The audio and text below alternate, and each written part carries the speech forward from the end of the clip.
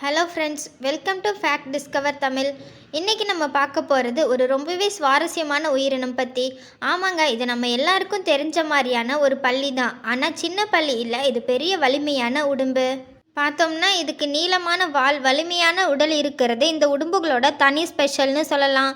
மலைக்காடுகள்ல இருந்து பாலைவனங்கள் வரைக்கும் இதை எங்கே வேணாலும் பார்க்கலாம். மேலும் இது எப்படி வாழுது, என்ன மாதிரியான உணவு சாப்பிடுது, இதுக்கு மேலே இன்னும் சுவாரஸ்யமாக சொல்லணும் அப்படின்னா நம்ம பழங்காலத்தில் கூட உடும்பு பிடிப்பு ஒரு பிரபலமான கலையாக இருந்திருக்கு. சரி, இப்போ இந்த சுவாரஸ்யமான உடும்பு பற்றின முழு தகவலையும் நாம் தெரிஞ்சுக்கலாம். வீடியோவை ஸ்கிப் பண்ணாமல் பாருங்கள், சூப்பரான விஷயங்கள் காத்திருக்கு. வாங்க வீடியோக்குள்ளே போகலாம். உடும்புகள் பல கோடி ஆண்டுகளுக்கு முன்னாடியிலிருந்தே வாழ்ந்து வருகின்றன. அதாவது டைனோசர்களின் காலத்திற்கு பிறகு தோன்றிய ஊர்வன இனம் கொமோடோ டிராகன்ன்ற இந்த உடும்பு இனம் தான் உலகத்திலே மிகப்பெரிய உடும்பு. இது நம்ம நாட்டில் இல்லை, இந்தோனேஷியாவில் வாழ்ந்துட்டு வருது. நம்ம இந்தியாவில் இருக்கிற ஒரு பொதுவான இந்திய உடும்பு பற்றி தான் பார்க்க போகிறோம். இது அதிகமாக காடுகள்லையும் தண்ணீர் அதிகமாக ஓடும் இடங்கள்லையும் காணப்படக்கூடியது. இதோட உடல் நீளமாகவும் மெலிசாவும் வால் மெலிசாவும் இருக்கும். இது தன்னை காப்பாற்றிக்க வாளால் தாக்கும் திறனை கொண்டது. அதாவது விபத்து ஏற்படும் போது தன்னோட வாலின் ஒரு பகுதியை உடைத்துவிட்டு தப்பிக்குமாம்.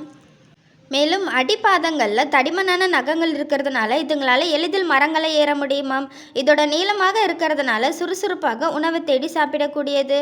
உணவுன்னு பார்த்தோம்னா சின்ன சின்ன பூச்சிகள், பாம்போட முட்டைகள், புழுக்கள், மீன்கள், சிலந்திகள், சுண்டலி போன்றவற்றை சாப்பிடக்கூடியது. பழங்காலத்தில் உடும்போட தோலையும் அதோட உடலையும் வேட்டையாடுவாங்க. சில பகுதிகளில் உடும்போட கொம்புகளை தெய்வீகமாக பாதுகாத்துட்டு வந்தாங்க. இன்னும் சில பகுதிகளில் உடும்போட மாமிசத்தை உணவாகவும் பயன்படுத்தினாங்க. மேலும் நமது பாரம்பரிய மருத்துவத்தில் உடும்போட கொம்புகளை ஆஸ்துமா, வலி நிவாரணம் மற்றும் தோல் நோய்களுக்கு பயன்படுத்தியிருக்காங்க.